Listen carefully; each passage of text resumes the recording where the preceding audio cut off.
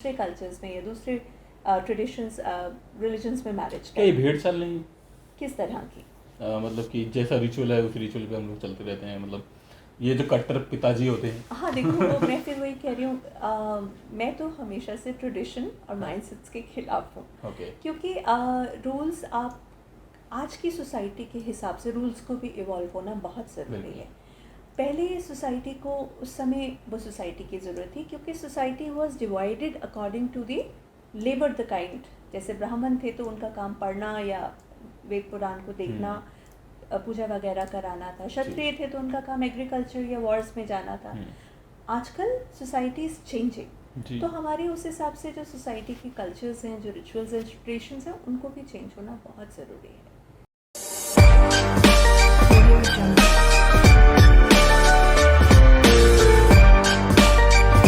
अपने अभी arrange marriages के बारे में होता है, तो अब कुछ लव मैरिज के बारे में बात करी जाए कि लव मैरिज आपके पर्सपेक्टिव में क्या है?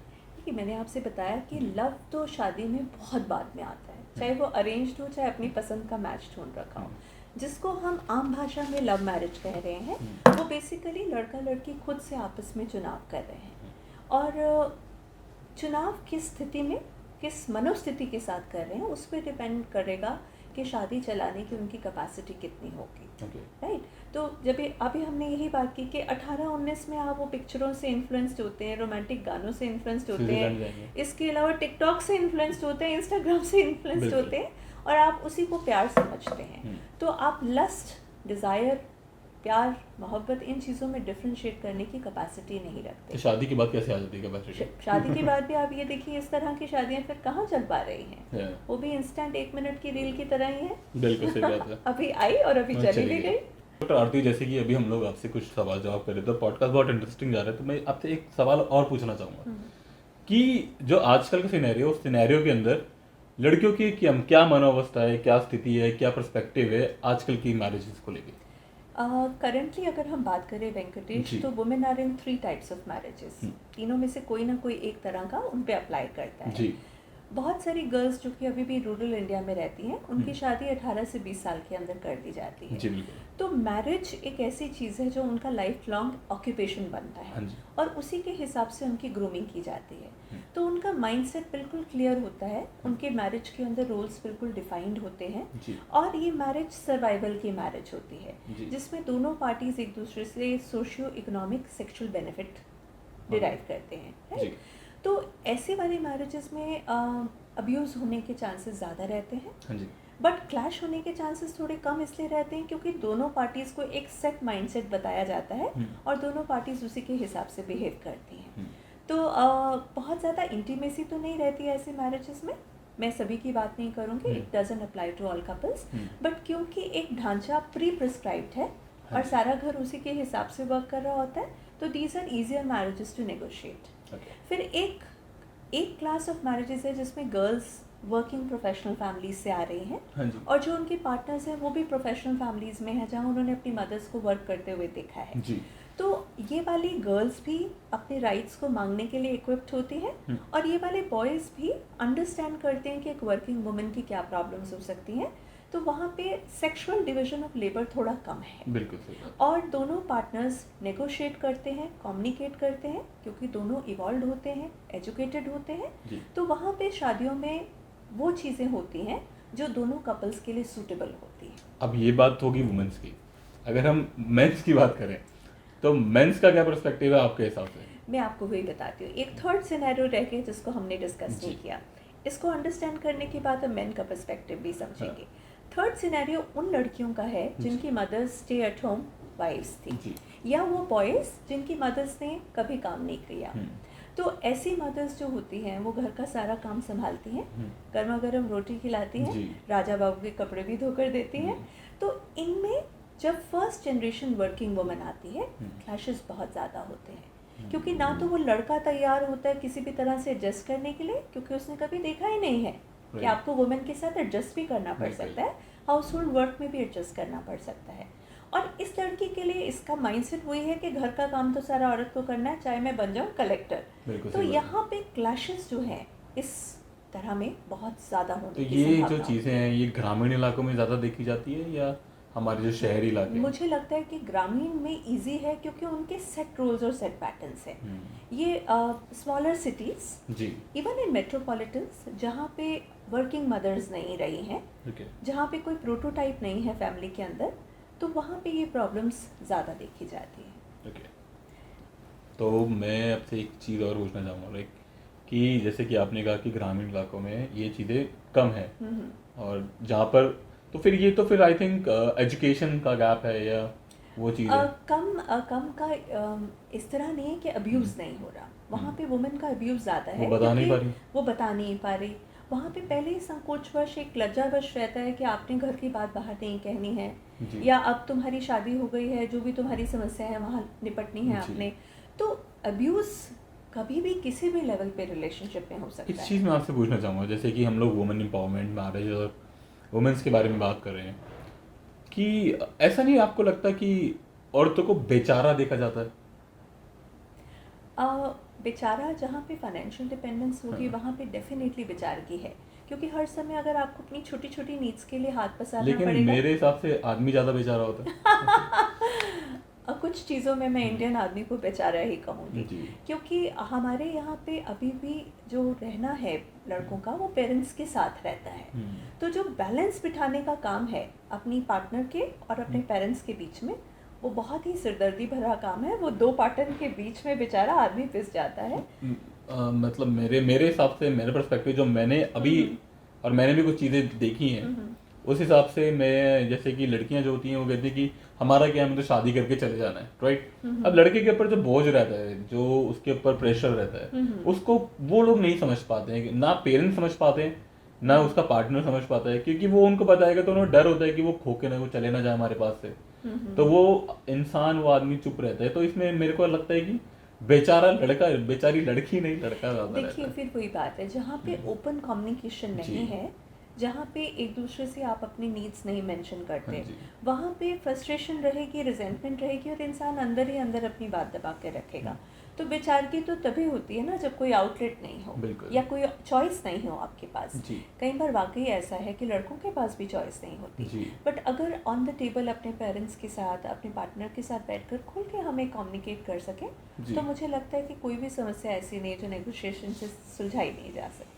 सो डॉक्टर आरती, जैसे कि आपने मुझे बताया कि लड़का भी बेचारा होता है, लड़की भी बेचारी होती है, हालातों का गेम है, हालात जैसी मर्जी हो किसी की, उसके हिसाब से होता है। तो इसी के बाद में आपसे एक क्वेश्चन पूछना चाहूँगा कि जब बोला जाता है कि लड़कियों को इंडिपेंडेंट होना बहुत ज़रूरी है, फाइनेंशियली स्टेबल होना बहुत ज़रूरी है, किस हद तक ये सही है आपके हिसाब से, मुझे ये बताइए। देखिए, शादी दो इंडिविजुअल्स के बीच में होती जी। है, और रिश्ता हमेशा बराबरी वालों में हो तो बेहतर जी, रहता है। बिल्कुल सही बात। आजकल मॉडर्न डे लिविंग इस तरह की है कि सिंगल इनकम में पूरी परिवार के गोल्स मीट करना बहुत मुश्किल होता हाँ जी। है, और स्पेशली नई गृहस्थी में, जहाँ बच्चों के पास शौक भी होते हैं जी। और चीज़ें भी, मतलब उनकी डिज़ायर्स होती हाँ हैं, जी।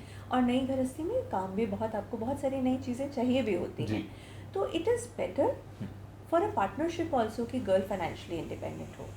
तो it is always better to for a girl to be financially independent, Okay. क्योंकि वो she can add to the family income, और इससे मेल के ऊपर भी सारी चीज़ें करने का प्रेशर काफ़ी हद तक कम कम हो होता है। जाता है। दूसरा, डेफिनेट सी बात है कि एक आपने कॉन्ट्रैक्ट साइन किया, ज़रूरी नहीं है कि वो दो लोगों के बीच में वो पार्टनरशिप अच्छे से चल पाए। तो अगर लड़की फाइनेंशियली इंडिपेंडेंट होगी, तो उसके लिए अपना दोबारा से अपनी लाइफ को नए सिरे से स्टार्ट कर पाना, नॉट नेसेसरली मैरिज में, अपने लिए भी स्टार्ट कर हम पाना। खेल में कल हो ना हो, गर्दिश में तारे रहेंगे सदा। सदा। नहीं, तो वही ना, मतलब कि आप बिल्कुल। इंडिपेंडेंट होना बहुत आपको जरूरी है। इंडिपेंडेंट होना जी। वाकई बड़ा ज़रूरी है, जी। क्योंकि अब marriages are not only for survival, marriage is for thriving in a relationship, marriage is for growth in a relationship. जी। तो ग्रोथ सिर्फ एक पार्टी का हो वो नहीं होता, हाँ जी। Female also needs to have equal opportunity to grow, Right. Whether it is professionally और फाइनेंशियली। तो financial independence becomes very very important for a partnership. Right. बहुत सारी समस्याएं हल हो जाती हैं अगर पैसे की किल्लत घर में ना हो। आप देखेंगे कि नॉर्मल मैरिज में जो लड़ाई के मुद्दे हैं वो क्या है? फाइनेंस, सेक्स, बच्चे और इन लॉज। ये 4 मेजर मुद्दे हैं जिन पे लड़ाई होती है। तो अगर गर्ल भी फाइनेंशियली इंडिपेंडेंट हो जाए तो फिर कम से कम एक मुद्दा कम हो जाता है। राइट। डॉक्टर आरती, मैं आपसे एक क्वेश्चन और पूछना चाहूँगा मैंने काफ़ी सारे सवाल आपसे पूछे हैं, तो फिर भी मैं क्वेश्चन तो आप बस आंसर देने के लिए ही हैं आज हमारे पास। तो रिलीजन का एक, जैसे रिलीजन हम लोग बोलते हैं, जात पात ये सब चीज़ें, तो रिलीजन का क्या रोल है अभी आजकल की नई मैरिजेस के अंदर, और क्या उन बाउंड्रीज को फांद के लोग जा रहे हैं या अभी भी उन बाउंड्रीज के अंदर स्टक है? देखिए, रिलीजन अगर हम देखें जो हम स्क्रिप्चर्स की बात करते हैं, हाँ जी, तो उसमें मैरिज को जो सेक्रोसैंक्ट दर्जा दिया गया है हाँ जी, कि एक बहुत ही शुभ कार्य है, हाँ तो जी, वो हमारे रिलीजन ने वो शुभता इस मैरिज को प्रोवाइड की है, जो कि एक कॉन्ट्रैक्ट है, हाँ जी, उसको एक सीक्रेट कॉन्ट्रैक्ट बना दिया गया है, which is a good thing. हाँ, सीक्रेटनेस आने से क्या हुआ है, इस कॉन्ट्रैक्ट में पुरुष भी बन गया है, स्त्री भी बन गई है। दोनों के बंधने से बच्चों के लिए एक बहुत ही सेफ एनवायरनमेंट जनरेट हो जाता है, क्योंकि जो बच्चे मैरिज में आते हैं उनके लिए दोनों पेरेंट का होना बहुत बहुत ज़रूरी है। सेकंड, वुमेन के लिए कुछ अच्छी चीज़ भी हुई है। अच्छी चीज़ ये हुई है कि मैरिज में पहले जहाँ आदमी 3-3 4-4 शादियाँ करते थे, रिलीजन के एंट्री से सिंगल पार्टनर दोनों के लिए हुआ, तो वो जो सेक्सुअलिटी इधर उधर अपनी एक्सप्रेस कर रहे थे, तो रिलीजन की वजह से रिलेशनशिप मोनोगमस ज़्यादा हो गए, और वुमेन के लिए सेफ्टी और सिक्योरिटी रिलेशनशिप में बढ़ गई। दूसरा, पहले क्या होता था कि जैसे वुमेन अगर बच्चा नहीं पैदा कर सकती तो उसको उसके घर में वापस, क्योंकि मैंने आपको बताया फर्टिलिटी के लिए ही वुमेन को यूज़ किया जा रहा था। रिलीजन के आने के बाद वुमेन के प्रति एक काइंडनेस और कंपैशन का बिहेवियर हुआ। ये तो कुछ पॉजिटिव एस्पेक्ट्स हैं, बट जो नेगेटिव एस्पेक्ट्स हैं वो ये है कि पति परमेश्वर है, ये वाला जो कॉन्सेप्ट आइडियलाइज कर दिया रिलीजन के माध्यम से, that is very detrimental to a woman. प्रेम परमेश्वर है, पति नहीं। एग्जैक्टली। पति अगर पशु जैसा बिहेवियर कर रहा है तो वो परमेश्वर नहीं है। ये बात भी अपनी बेटियों को सिखाना बहुत ज़रूरी है। तो हर पति परमेश्वर नहीं है, वो व्यवहार के हिसाब से परमेश्वर है। तो हम देखेंगे हमारा रिलीजन और जितने मतलब practitioners of religion mainly women है, व्रत त्यौहार जितने रखे जा रहे हैं अधिकतर फीमेल्स उनको रखती हैं। तो जितने भी त्योहार और व्रत हैं और हर एक में जो कथा सुनाई जाती है, सब की जाती है, तो उसका एग्जैक्टली उसका जो मेन प्रोटोगनिस्ट है वो पति है, या फिर पति को बचाना जरूरी है। एग्जैक्टली। तो ये जो सारा कुछ मैरिज और स्पेशली मेल सेंट्रिक वुमेन के लिए कर दिया है, that is very very detrimental to a woman. तो इस तरह से रिलीजन वुमेन के लिए ज़्यादा फेवरेबल नहीं है। और फिर क्योंकि हम ये बार बार एक अच्छी औरत ये नहीं करती, वो दुखी रहती है। आप इंडियन सीरियल्स भी देखेंगे तो जो हीरोइन दिखाएंगे वो बहुत दुखी और परेशान है, और जितनी वो परेशानी ज़्यादा झेलती है उतना उसको गुड वुमेन माना जाता है।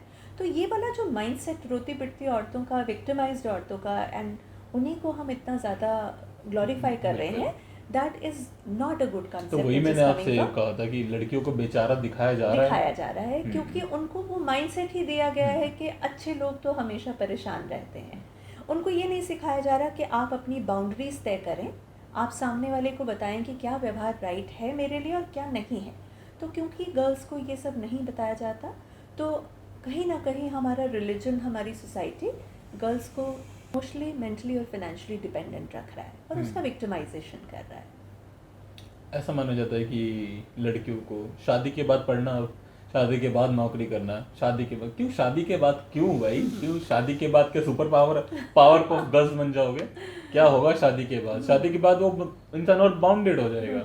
और आई थिंक लड़कियां, उनको बचपन से ही सिखाया जाता है कि आप नाजुक हो, आप कोमल हो, आप चंचल हो, आप ये हो, आप वो हो, और लड़के को तो पावरफुल है, तू मार देगा, तू ये कर देगा, तू कर देगा। तो दिस इज द डिफरेंस, और माइंडसेट बन जाता है। वेंकटेश, यही थोड़ा सा है, पर औरत को ये सिखाना बहुत ज़रूरी है कि कोमलता का स्ट्रेंथ से कोई लेना देना नहीं है। ये आदमियों की कोई मर्यादा नहीं है, औरतों की मर्यादा है। क्यों ऐसा, क्यों? अब इसमें ऐसा क्यों, तो मैं भी पूछना चाहती हूँ, पर ये सारा जो माइंडसेट है पर्कुलेट कहाँ से हो रहा है? हमारे रिलीजन से ही पर्कुलेट है। दोनों इंसान ही हैं। हमारी इंस्टीट्यूशंस जो हमने, ये मैन मेड इंस्टीट्यूशंस हैं।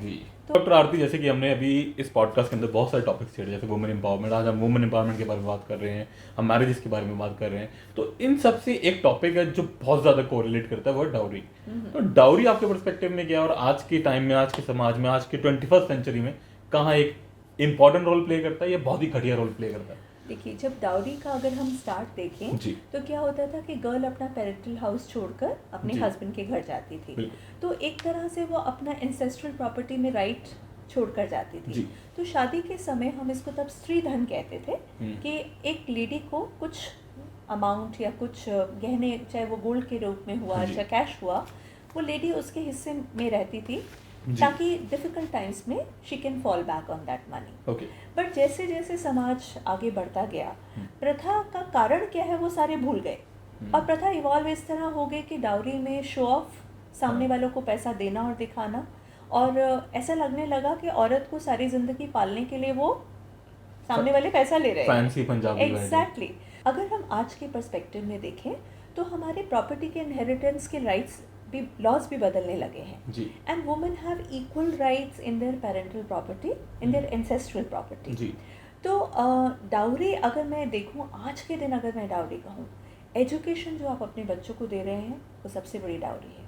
सबसे बड़ी डाउरी अगर आपके पास एक बच्चा है जो कल के दिन सूटेबली एम्प्लॉय होने की अपॉर्चुनिटी रखता है, तो ऐसी लड़की अगर घर में जा रही है तो वो एक earning member of the society है and she becomes a dowry in herself. सच में अगर हम यहाँ से, मैं एक और बात साथ में छेड़ूंगी, वेडिंग्स की। मैं आपसे ये पूछने वाला था इस क्वेश्चन में कि जैसे इंडियंस फैंसी इंडियन वेडिंग्स का भी बहुत ज्यादा है, मतलब इंडियंस, नॉर्थ इंडियन स्पेशली इतना ज्यादा खर्चा करते हैं अपनी वेडिंग्स के ऊपर, फिर टूट भी जाती हैं। तो ये क्या है, मतलब आपके पर्सपेक्टिव में कैसा है? देखिए, इसमें मैं दो चीज़ों को छेड़ूंगी। पहली बात तो हमें वेडिंग और मैरिज के बीच का फ़र्क पता होना बड़ा ज़रूरी है।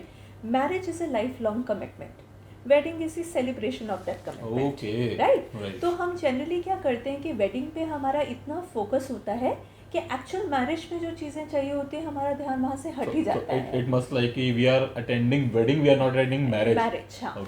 सो marriage is a very solemn affair between two people, जबकि वेडिंग आप उसमें सोशली बता रहे हैं कि भाई ये कपल एक न्यू यूनिट हमारे समाज में ऐड हो गई है, और एक ही पॉइंट पे दोनों की फैमिलीज, जो रिश्तेदार मैटर करते हैं, जो दोस्त दोनों तरफ से मैटर करते हैं, आप उनके बीच में एक सेलिब्रेशन कर लेते हैं जिसको हम वेडिंग कहते हैं। बट आपने जैसे कि कहा, wedding has become a full scale industry and it has become a major क्या कहें, लाइफस्टाइल का लैंडमार्क बिजनेस। बिल्कुल। तो हम बहुत सारा खर्चा वेडिंग पे कर देते हैं जी। पहले क्या होता था कि जब लोग रिश्ते की बात करने जाते थे तो बड़ा सीधा सवाल पूछते थे लड़की वालों से, कितना लगाएंगे आप शादी में? बिल्कुल, राइट। जिसमें उसका वेडिंग का जो सेरेमनी का खर्चा, जो उसको साथ में ट्रोस्यू या उसके कपड़े गहने दिए जाने थे, आपका बजट कितना है। तो मुझे लगता है कि क्योंकि आजकल बच्चे एजुकेटेड हैं और जहाँ प्रॉपर्टी में दोनों तरफ राइट्स हैं, मुझे लगता है कि ये क्वेश्चन कि कितना लगाओगे वो दोनों तरफ से होना चाहिए। हमारा कोशिश वेडिंग की सेरेमनी को एलैबोरेट बनाने की जगह अपने बच्चों को एक बहुत अच्छा स्टार्ट देने में होनी चाहिए। तो जो दो चीज़ें आजकल जुड़ी हुई है वेडिंग के साथ, एक तो लाविश वेडिंग सेरेमनीज और जो ये डाउरी के साथ शो ऑफ का, वो आई थिंक इस पे कुछ ना कुछ स्टिपुलेशंस आए या हम खुद ही एक सिविल कोड। घर वालों की अपेक्षा ही नहीं होती कि हमें अपनी बेटी की शादी धूमधाम से करनी है? धूमधाम से किसके लिए? हाँ, लोगों के लिए ना, खाना खिला सकें रिश्तेदारों को। क्योंकि देखिए, आप कितना ही खाना बना ले, अगले दिन छोले बासी थे, पनीर कच्चा था, ये सब तो चलेगा ही चलेगा। तो इतने सारे स्टॉल्स आप लगाते हैं, सच वेस्टेज ऑफ फूड। हमारे घर कोई आता है तो कोई, हम क्या करते हैं, एक डिश फालतू बना लेते हैं, कुछ मीठा रख लेते हैं। तो ये जो इतने सारे स्टॉल्स लगाना और सब जाकर भी सब कुछ खा तो नहीं पाता। एक पिता की अपनी बेटी की शादी से क्या अपेक्षा होनी चाहिए? पिता की अपनी बेटी की शादी से सबसे बड़ी अपेक्षा ये होनी चाहिए कि मेरी बेटी जहाँ जाए वहाँ पर खुश रहे और उसको वहाँ पर खुलकर अपनी बात को अभिव्यक्त करने का मौका मिले।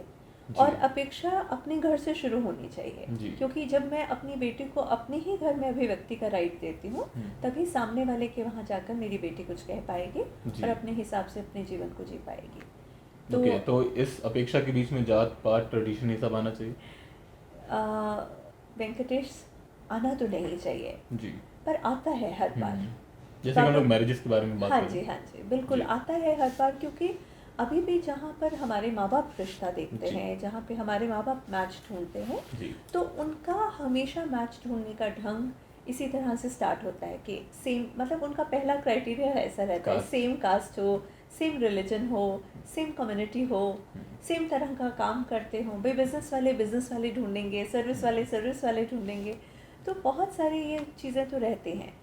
बट मुझे लगता है कि दोनों ही चुनाव के ढंग हैं। तो ये तो सिर्फ केवल ही भारत में रहती है, फॉरेनर्स में नहीं रहती? फॉरेनर्स में भी रहते हैं। कैसे? वो क्या देखते हैं? वो क्या देखते हैं, देखिए उनके वहाँ पे जनरली डेटिंग का ज़्यादा रिवाज रहता है, but whites generally marry whites. अब तो खैर वहाँ पे भी क्रॉस कल्चरल मैचेस आ गए हैं, डिफरेंट रेसेस के लोग शादी कर रहे हैं, बट डेफिनेटली उनकी सोसाइटी ज़्यादा ओपन है हमसे। ओके, जैसे कि अभी हम लोग मैरिजेस के बारे में बात कर रहे हैं, तो एक मैरिजेस के बाद एक नेक्स्ट स्टेप होता है बेबी, राइट? तो क्या अभी जो एडॉप्शन रेट है बच्चों का, जो बच्चे अबैंडन्ड हैं या इनके माता पिता नहीं है, तो क्या वो रेट बढ़ा है या नहीं? अबैंडन्ड बच्चों का जी डेफिनेटली पॉपुलेशन के साथ साथ वो भी बढ़ रहा है जी, बट कितने बच्चे फैमिलीज में अडॉप्ट हो पाते हैं उसमें भी रेट बढ़ा है।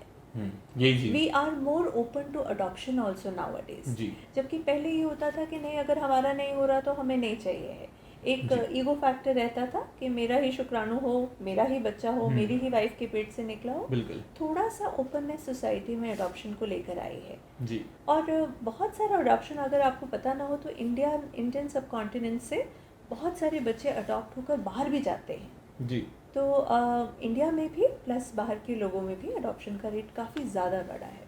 ओके, जैसे कि अभी हम लोगों ने बात करी वुमेन एम्पावरमेंट के ऊपर और मैरिजेस के ऊपर, तो मैं आपसे एक चीज़ और पूछना चाहूँगा कि आपके नज़रिए से क्या वुमेन लिटरली 21st सेंचुरी में एम्पावर हो पा रही हैं? क्योंकि हम लोग बातें तो बहुत करते हैं, यहाँ बैठ के पॉडकास्ट कर रहे हैं या हम लोग बाहर जाके 4 समाज के लोगों को भी बताते हैं, तो क्या उस चीज़ से, उस स्थिति से उभर पा रही हैं या अभी भी सिर्फ वो बातें सुनकर, और वो एक कान से सुनना जिसे दूसरे कान से निकाल देना कहते हैं कि क्या करेंगे, हम तो ये चीज़ कर ही नहीं सकते, हमारे माता पिता तो उसकी अनुमति नहीं देंगे, तो क्या वो सच्ची में एम्पावर भी हो रही है या सिर्फ ये बातों का ही ज्ञान है? कोई भी परिवर्तन आने में समय लगता है वेंकटेश, और जो हमारी वुमेन के साथ है वो आज का नहीं है, ये सदियों की प्रोग्रामिंग है जी। तो पुराने प्रोग्राम को तोड़ने के लिए अगर हम सोचें कि एक पॉडकास्ट सुन के वो रातों रात बदल जाएंगी, वो नहीं होने वाला जी। तो माइंडसेट को चेंज होने में भी पीढ़ियाँ लग जाती हैं। आप ये सोचिए 200 इयर्स हमें लगे थे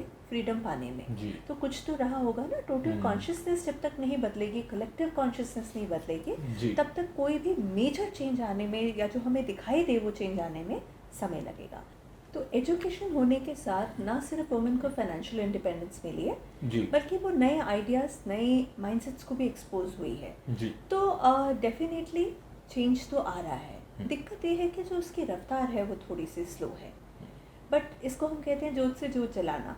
एक घर में अगर एक वुमेन एम्पावर्ड हो जाती है तो नेचुरल सी बात है कि पूरे घर के लोगों को एम्पावरमेंट मिलती है, क्योंकि पहला गुरु माँ है और हर बच्चे ने अपनी मदर से सीखना है। तो इट इज़ वेरी इंपॉर्टेंट कि वुमेन अपने माइंडसेट के ऊपर वर्क करे और फाइनेंशियल इंडिपेंडेंस ज़रूर एक्वायर करे ताकि उनको आगे चॉइसेस लेने में ईजी हो, क्योंकि फाइनेंस होने से चॉइस लेना ईजी हो जाता है। बिल्कुल सही बात है। तो इसी के साथ मैं आपसे आज का आखिरी क्वेश्चन पूछूंगा और इस पॉडकास्ट को कहीं ना कहीं एक समाप्ति भी देनी बहुत जरूरी है। तो आपके हिसाब से आज के ज़माने में वुमेन को एम्पावर करना मैरिजेस के रिलेटेड में या मैरिजेस को रिलेट करके तो कैसे किया जा सकता है? देखिए, मैरिज को अगर हमने वुमेन को मैरिज में एम्पावर करना है तो पहले तो हमें अपनी बेटियों को उस माइंडसेट के साथ पालना पड़ेगा कि वो मैरिज में इक्वल है, क्योंकि आप इक्वालिटी तब तक डिमांड नहीं कर सकते जब तक आपका खुद का माइंडसेट इक्वल ना हो। पहली बात ये है। सेकंड इम्पॉर्टेंट बात ये है कि हमें हमारे बेटों को भी एजुकेट करना पड़ेगा, ना सिर्फ घर के कामों के बारे में बल्कि एक फीमेल के साथ रहना कैसे है, उसको किस तरह से रिस्पेक्ट देनी है और किस तरह से एक पावर इक्वेशन मेंटेन करना है जिसमें वो भी एम्पावर्ड फील हो सके। तो ये दो चीज़ें बहुत ज़रूरी हैं अगर हम ये चाहते हैं कि वुमेन भी मैरिज में थ्राइव करें और एम्पावर्ड फील करें जी।